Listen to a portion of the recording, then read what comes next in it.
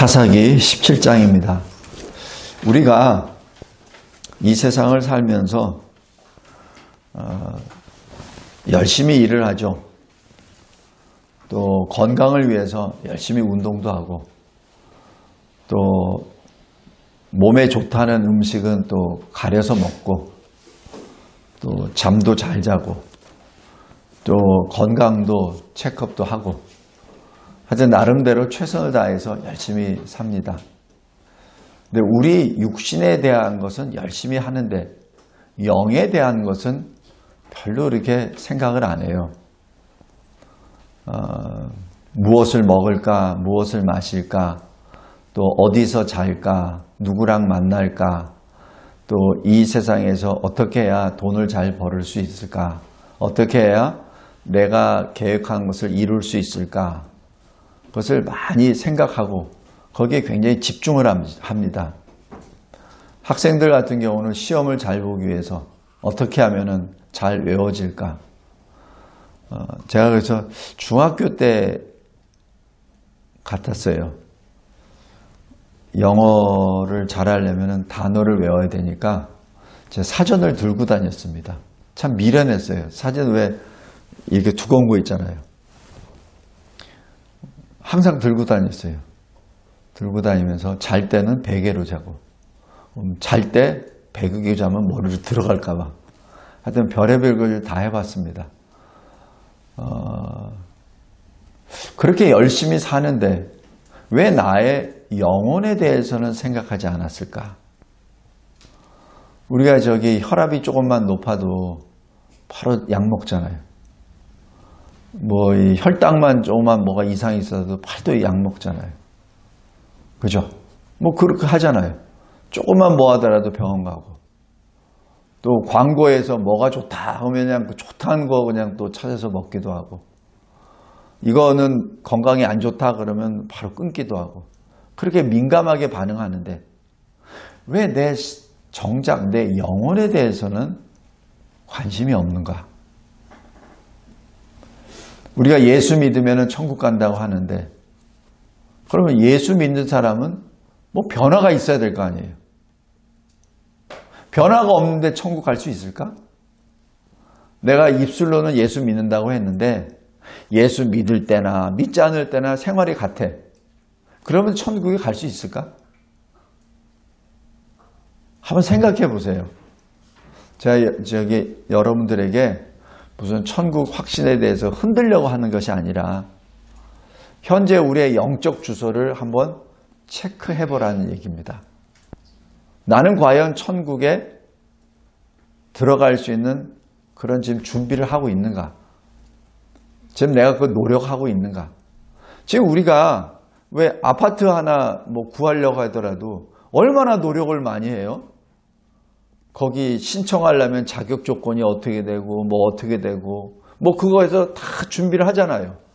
청약 부금도 들고 어느 거주지에서 몇 년을 더 살아야 되고 이런 거 다 준비하잖아요. 그다음에 청년들 같은 경우는 나이가 30세부터 몇 세까지 이거는 첫 번째 하는 거냐 안 하는 거냐 다 계산하잖아요. 그죠? 그런데 우리는 예수 믿는다고 천국이 우리의 본향이라고 해놓고 진정으로 천국에 갈 수 있는가? 그걸 점검해 봐야 될 거 아니에요.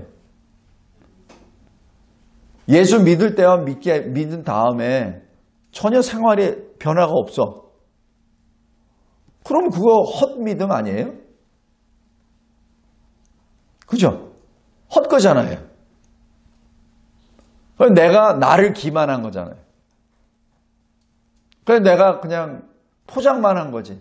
포장만 그리스도인이지 내 삶이 하나도 안 바뀌었는데, 그럼 하나님 앞에 저 예수 믿는데 그런다고 갈 수 있을까? 하나님은 바보가 아니시잖아요. 하나님은 사람이 아니시잖아요. 우리가 굳이 얘기 안 해도 하나님은 아세요, 우리를.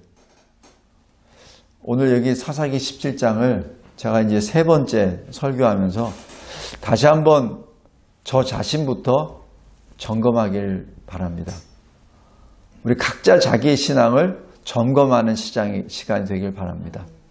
사사기 17장에 나와 있는 미가의 어머니, 그리고 한 레위인, 그 사람들을 뭐 판단하거나 아니면 그 사람이 뭐가 잘못됐다 뭐했다 이걸 따지려고 하는 게 아니에요. 하나님께서 이렇게 기록하신 것은 이 세 사람을 우리 보고 판단하라고 기록하신 거 아니에요. 이 세 사람을 보고 너 자신의 신앙을 보란 얘기죠. 우리가 누구를 이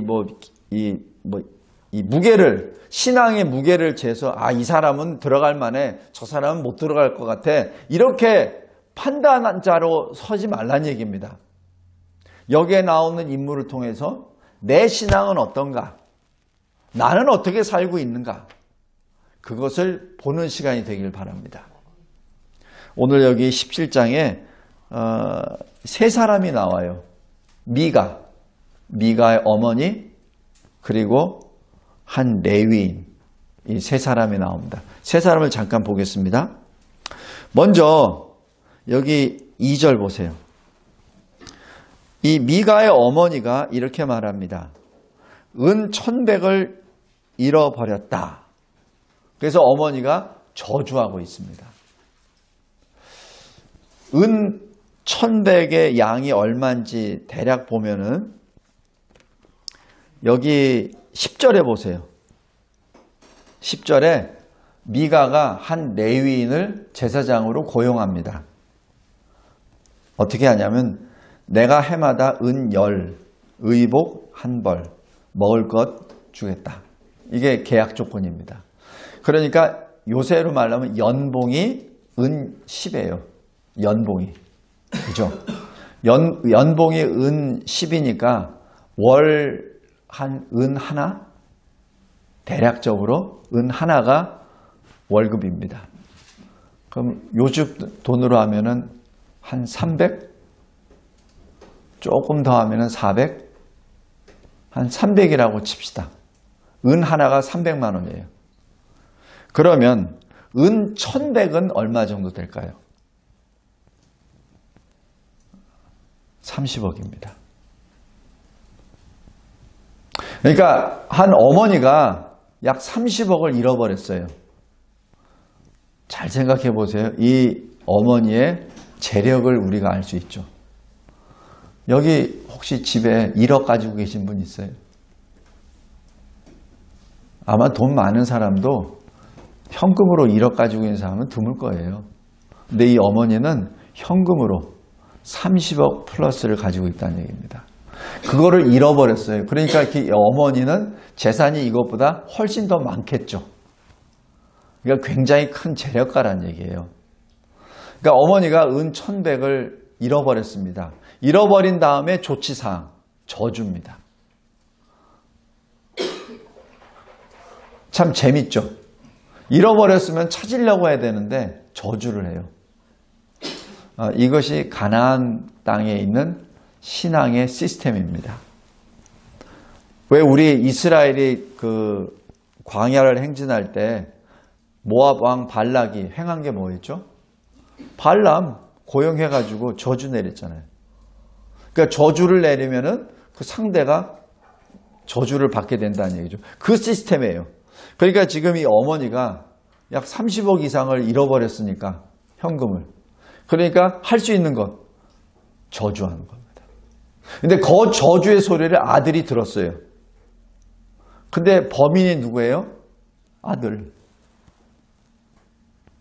항상 범인은 가까운 데 있습니다. 아들이 그 은 1,100 대략 현재 돈으로 한 30억 어머니의 돈을 훔친 거예요. 그러니까 이 아들은 어떻게 됩니까? 어머니가 그렇게 속상해하고 하니까 우리 상식적으로 봤을 때 어떻게 돼요? 어머니 죄송합니다. 제가 이 손이 못 댔습니다. 이렇게 하면서 사과를 하든지 아니면 죄송합니다라고 하든지 아니면 뭐라고 해야 되잖아요. 그죠? 그런데 어떻게 하냐면은 2절 잘 보세요.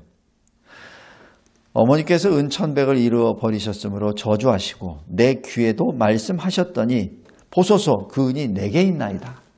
여기에 전혀 죄송하다는 얘기도 없고 참 희한합니다. 내가 그것을 가졌나이다. 이게 뭐예요? 전혀 미안한 감정도 없어요. 죄책감도 없습니다.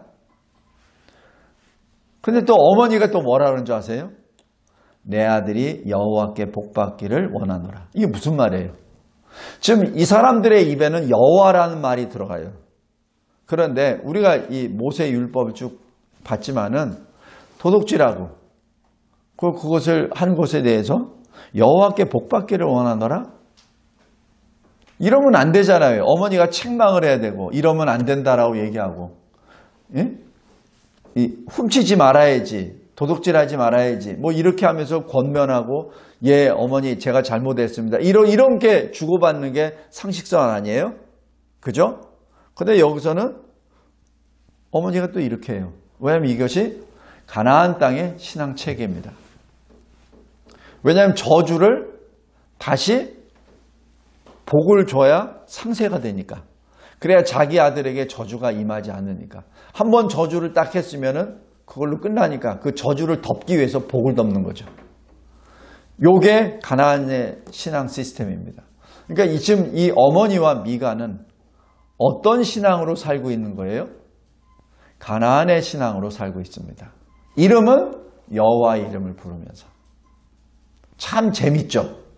성도 여러분, 우리가 이 세대가 굉장히 거짓말이 난무하잖아요. 거짓말이 난무하잖아요. 그리고 참 희귀하네. 죄를 졌는데 벌을 안 받네. 오히려 죄를 범한 사람이 더 큰 소리를 치네. 이게 왜 그런 거죠? 우리가 보통 보면 이건 말이 안 돼. 이렇게 되는데 말이 됩니다. 왜? 사회가 병들었기 때문에.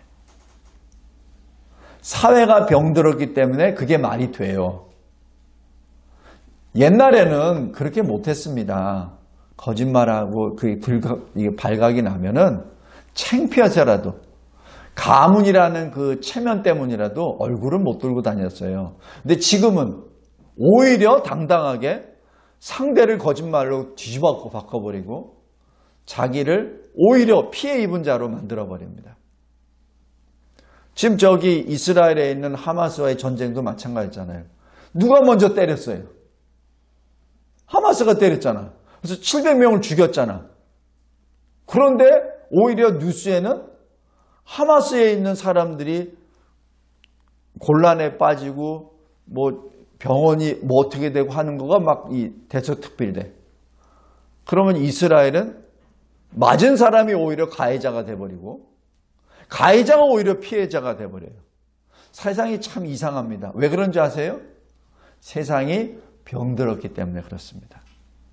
왜 이 사사기 17장에 미가와 미가의 어머니가 나누는 대답이 왜 이렇게 이상한 줄 알아요? 왜냐하면 사사시대의 사회가 병들었기 때문에 그렇습니다. 여호와의 이름은 불러요. 근데 여기는 여호와 하나님은 없습니다. 자기식으로 생각하고 자기식으로 생각을 합니다. 왜 그런 줄 아세요? 신앙이 부패했기 때문에 그렇습니다.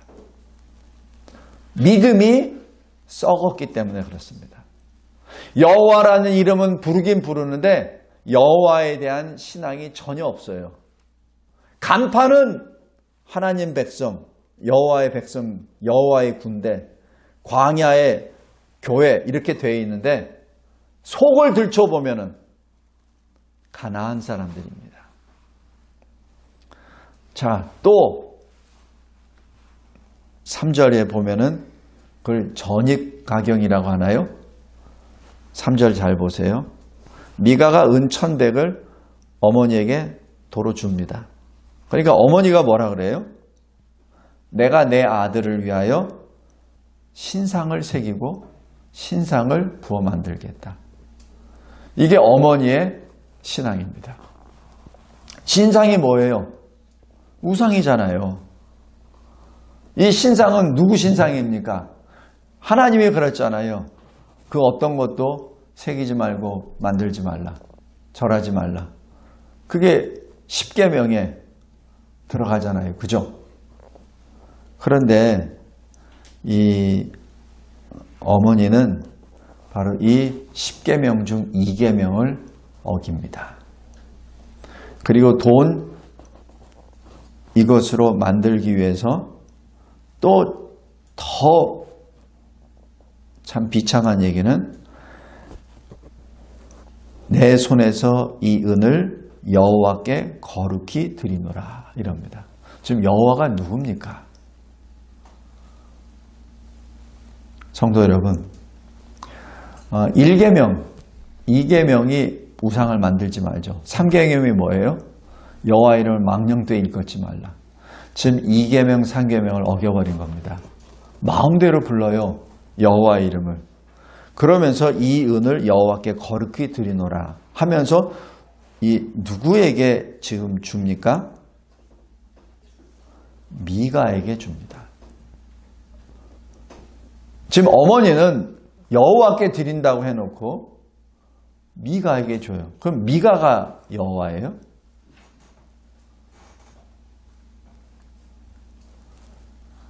여기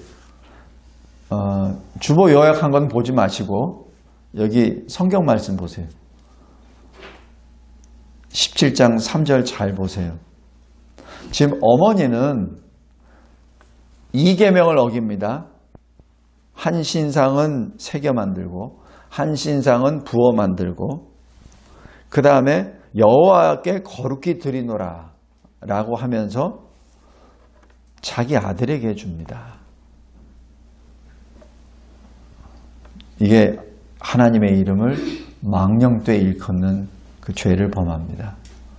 이 얘기는 다시 1계명으로 들어갑니다. 너는 너의 하나님 외에는 다른 신을 섬기지 말라 하는 1계명을 실은 어긴 것이죠. 그러니까 여기 4절에 미가가 어떻게 하죠? 그 은을 그의 어머니에게 도로 주었으므로 어머니가 그 은 200을 가져다가 은장새에게 주어 한 신상을 새기고 한 신상을 부어 만들었습니다. 그리고 그 신상이 미가의 집에 있더라. 지금 우상을 집에다가 놓고 우상을 섬기게 됩니다. 근데 그 우상 만드는데 얼마? 200. 월급이 1은 하나. 그러면 은 하나에 100배. 그럼 얼마예요? 300에 100배면은 3억이죠. 3억짜리, 3억을 들여서 두 신상을 만듭니다. 그러면서 또 참으로 황당한 것이 5절입니다. 그 사람 미가에게 신당이 있었습니다. 그가 에봇과 드라빔을 만들고 이 에봇은 제사장이 입는 것이죠. 지금 이것을 자기가 만들어요. 드라빔은 하나님의 뜻을 묻기 위하여 쓰는 또 하나의 그 도구로서 지금 이 우상과 또 연계가 됩니다. 그리고 자기에게 있는 아들 중에 한 사람을 세워서 그의 제사장으로 삼았습니다. 그러니까 이 미가가 뭐예요? 미가가 하나님이에요. 그러니까 미가의 제사장을 자기 아들로 세우죠. 이 무슨 해계망측이 이릅니까? 왜 6절에 그때에는 이스라엘에 왕이 없었으므로 사람마다 자기 소견에 옳은 대로 행하였더라. 이 왕은 원래 왕은 누구예요? 하나님. 이스라엘에 왕이 없다는 얘기는 하나님을 버렸다는 얘기입니다. 그러니까 하나님을 버리고 하나님을 떠나버리니까 각자가 자기 뜻에 맞춰서 자기 소견에 옳은 대로 행하게 됩니다. 이것이 지금 이 사사시대의 영적 상태입니다. 현주소입니다. 성도 여러분, 우리의 신앙은 어떤가요? 우리는 이 사사시대에 있는 이 미가와 그의 어머니와 신앙과는 어떻게 차이가 있나요? 우리 다시 한번 잘 생각해 보십시오. 교회 나온다고 다 똑같은 사람들 아닙니다. 입술로 예수를 구주로 고백한다고 해서 다 똑같은 신앙인 아닙니다. 교회에 왜 나왔죠? 교회에 왜 나왔죠? 교회에 나와서 하나님 이외에 사람들을 만나게 왔습니까? 그러면 그렇다면 여기 있는 미가와 그 어머니와의 그 신앙과 무슨 차이가 있죠? 우리가 입술로는 하나님, 예수님을 찾습니다. 그런데 정작 판단은 내가 하죠. 왜냐하면 하나님의 말씀은 왼쪽으로 가라고 했는데 나는 오른쪽으로 가고 싶거든. 아니면 하나님의 말씀은 오른쪽으로 가라고 했는데 나는 왼쪽으로 가거든요. 하나님은 말씀을 읽으라고 했는데 나는 말씀 읽기 싫거든. 하나님은 쉬지 말고 기도하라 그랬는데 나는 기도하기 싫거든. 하나님께서는 주님, 하나님께서는 사랑하라고 했는데 나는 별로 사랑의 마음이 없거든. 똑같은 것 아닌가요? 우리 잘 생각해 보시기 바랍니다. 다음에 이제 세 번째 사람, 베들레헴에 있는 레위 청년입니다. 여기 7절에 보세요. 유다 가문의 한 사람, 베들레헴에서 자란 사람이 한 청년이 있었습니다. 그는 레위인이었습니다. 거기서 거류하였습니다. 정착을 못했다는 얘기죠. 그러다 8절에 참 재밌습니다. 거주할 곳을 찾고자. 지금 레위인입니다. 레위인의 직무는 뭐예요? 그곳에서 하나님 백성에게 말씀 가르치는 일입니다. 그리고 성전에서 일하는 사람입니다. 요즘으로 얘기하면 목회자입니다. 뭐 목회자가 똑같은 건 아니지만, 그런데 이 사람이 지금 이 베들레헴을 떠나 에브라임 산지 미가의 집 쪽으로 들어갑니다. 왜? 목적이 뭐예요? 예배를 위해서? 아니면 뭐 말씀을 가르치기 위해서? 에브라임 산지에 있는 사람들을 전도하기 위해서? 아니 그곳에서 교회를 세우기 위해서? 아니죠. 목적이 뭐예요? 거주할 곳을 찾고자. 목적이 그겁니다. 그럼 이 사람은 레위인이에요? 뭐예요? 그죠? 요즘 말로 목사인데 목사가 먹고 살기는 것을 찾기 위해서 어디로 갔다. 그럼 목사예요? 목사 아니에요? 지금 이 젊은 청년이 거주할 곳을 찾고자 합니다. 하나님과는 전혀 관계가 없어요. 전혀 관계가 없습니다. 9절에 보세요. 미가가 그 청년에게 묻습니다. 어디서 왔느냐? 그가 대답합니다. 유다 베들레헴의 레위인으로서 거류할 곳을 찾으러 갑니다. 굉장히 솔직해요.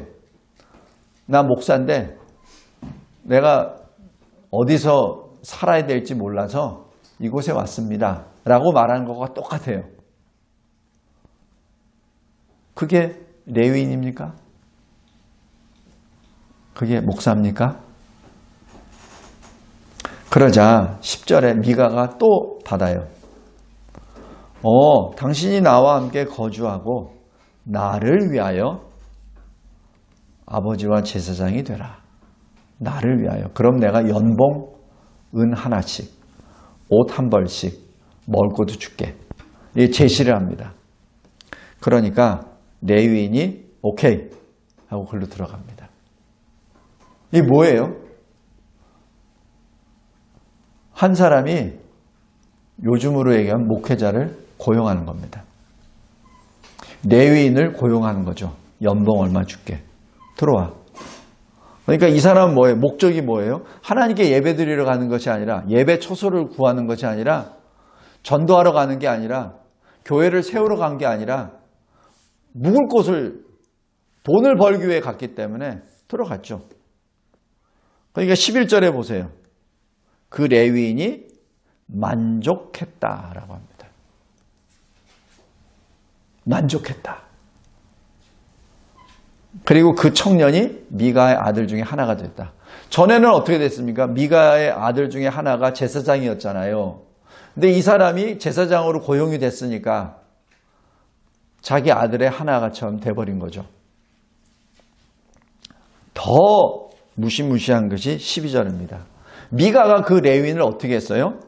거룩하게 구별했다. 도대체 이게 뭡니까? 미가가 도대체 미가의 정체는 뭐예요? 미가가 하나님이에요. 그 어머니도 여호와께 드리겠다 하면서 미가한테 주고, 또 미가는 자기 아들 중에 하나를 제사장으로 세우고, 이제는 베들레헴에서 유다인 청년이 하나 오니까, 레위인이 오니까 고용하고 그를 또 거룩하게 해. 그 거룩이란 단어는 하나님만이 쓸 수 있는 단어거든요. 근데 자기가 거룩하게 해.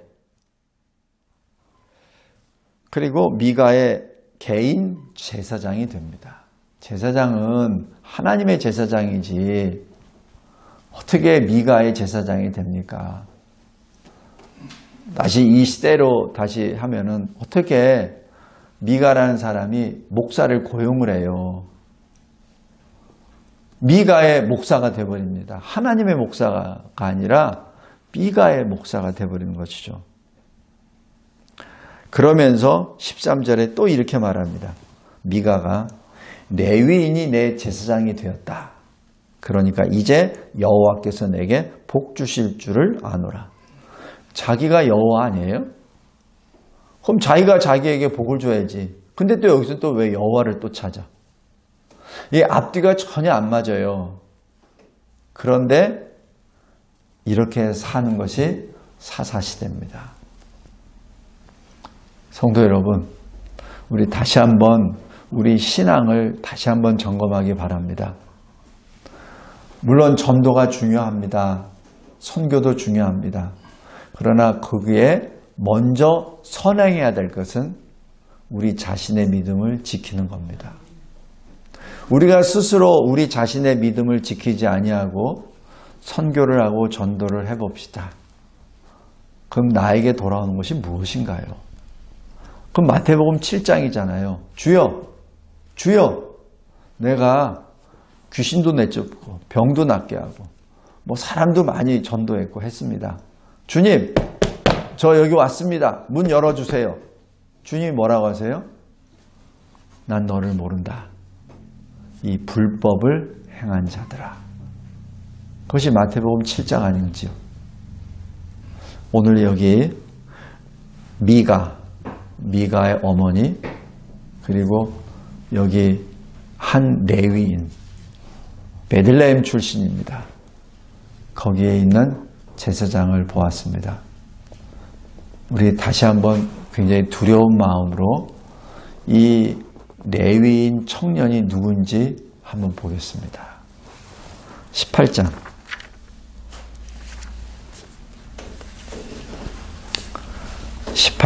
30절 보십시오.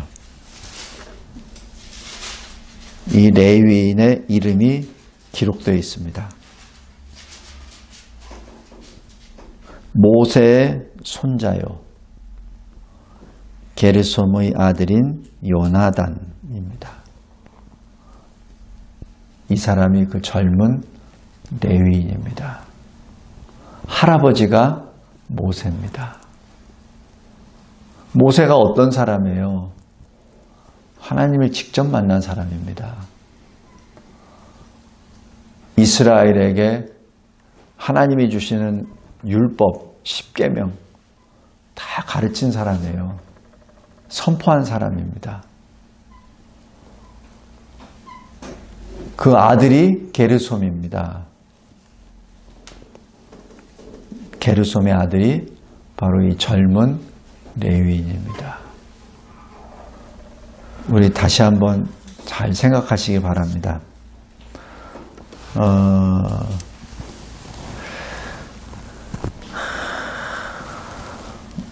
왜 이 신앙이 끊어졌을까요? 왜 신앙이 끊어졌을까요? 할아버지가 모세인데. 이것은 단지 이 모세의 손자 요나단에만에 국한된 것이 아닙니다. 이 이야기는, 이 사실은 저와 여러분의 사실이기도 합니다. 우리 자녀들의 사실이기도 합니다. 그리고 우리 손주들의 사실이기도 합니다. 성도 여러분, 내 아들, 딸들이, 내 손주들이 교회 나가니까 그럼 됐어. 나는 할 일 다 했어. 그러면 안 돼요. 내 아들, 내 사위, 내 목사니까 걱정 안 해도 돼. 그건 뭐 자기네들이 알아서 하겠지. 그게 결코 아니란 얘기입니다. 내 손주가 이러이러한 경험을 했으니까, 이러이러한 체험을 했으니까 70일 작전 기도하면서 하나님으로부터 특별한 은혜를 받았고, 또 저 친구는, 내 아들은 죽을 병에 걸렸다가 기도하고 나왔거든. 그러니까 괜찮아. 아닙니다. 아닙니다. 지금 하나님이 우리에게 그 경고의 말씀을 주십니다. 너 이 사람이 누군지 아니? 바로 내 종 모세의 손자야. 그 사람이 레위인이었습니다. 말씀을 맺겠습니다. 왜 나의 혈육들이 하나님으로부터 멀어져 갔을까? 왜 내 사랑하는 내 손자가 하나님을 떠났을까? 잘 생각해 보기 바랍니다. 내 아들, 딸들도 이 요나단이 될 수도 있습니다. 하나님 앞에 다시 내 신앙을 점검하고, 하나님, 내 자녀의 신앙이 온전한 것인지 다시 한번 주님 밝혀 주시옵소서. 다시 한번 말씀드립니다. 게르솜이 누군지 아세요? 모세가 출애굽의 사명을 받고 아내와 같이, 십보라와 같이 가다가 할례를 안 받았잖아요. 아들들이. 그러니까 하나님이 직접 모세를 죽이려고 했습니다. 그러자 그 아내 십보라가 그 아들 할례를 바로 하잖아요. 그러면서 바로 던지잖아요. 내 피난편이다. 그리고 모세가 살잖아요. 그 장본인이 게르솜입니다. 그 장본인이 게르솜이에요. 자기 아버지가 자기가 할례를 못 받은 것 때문에 아버지가 죽을 뻔했거든. 아버지가 누구예요? 모세 아닙니까? 모세가 그 게르솜 그 아들한테 시내산에서 하나님 만난 거 간증 안 했을까요? 누구보다도 많이 했겠죠. 그거를 들었던 사람이에요. 게르솜이. 광야 행진할 때 그 할아버지 이드로가 그 손자 데리고 가서 모세하고 같이 합쳤잖아요. 그죠? 그럼 광야 40년 행진을 같이 했던 사람입니다. 누가? 게르솜이. 그럼 게르솜이 모세를 통해서 하나님이 역사하신 거 다 봤잖아요. 아들이. 다 봤잖아요. 거기서 태어난 사람이 누구예요? 요나단. 그리고 요나단이 이렇게 살아. 이렇게 산다고. 레위인 직분 다 버려버리고 자기가 그냥 먹고 살기 위해서 미가라는 사람한테 가가지고 고용당해가지고 거기서 연봉 얼마씩 받고 그곳에서 개인 제사장이 돼버렸잖아요. 그 사람의 신앙은 어디 갔습니까? 그 사람이 레위인입니까? 성도 여러분, 여기 설교 요약 마지막 부분입니다. 예레미야 2장 13절에 하나님이 정확하게 지적해 주세요. 예레미야 2장 13절에 내 백성이 두 가지 악을 행했다. 두 가지 악인데 첫 번째 악은 뭐죠?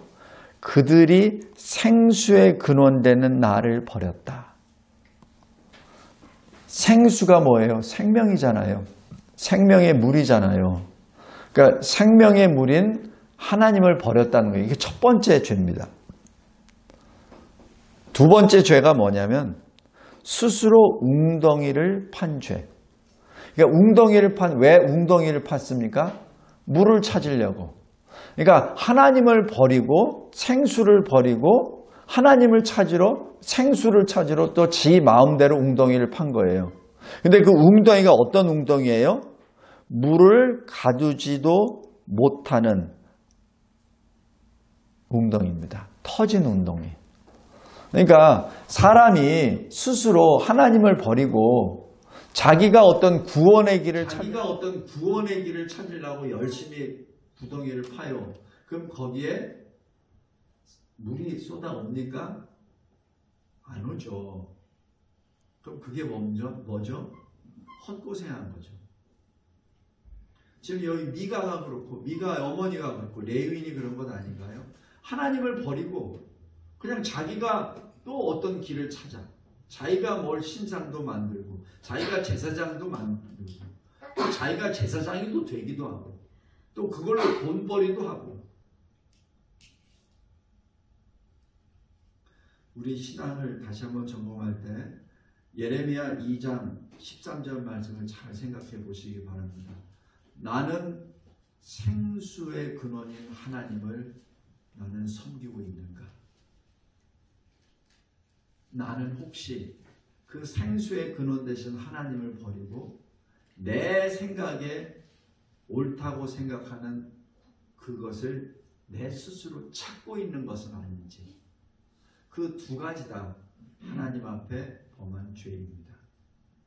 하나님이 굉장히 정확하게 우리의 그 죄악에 대해서 기록해 주십니다. 말씀을 맺겠습니다. 사사기 17장. 누구를 판단하라고 하나님이 기록하게 하신 것 아닙니다. 우리 자신의 신앙을 점검하라고.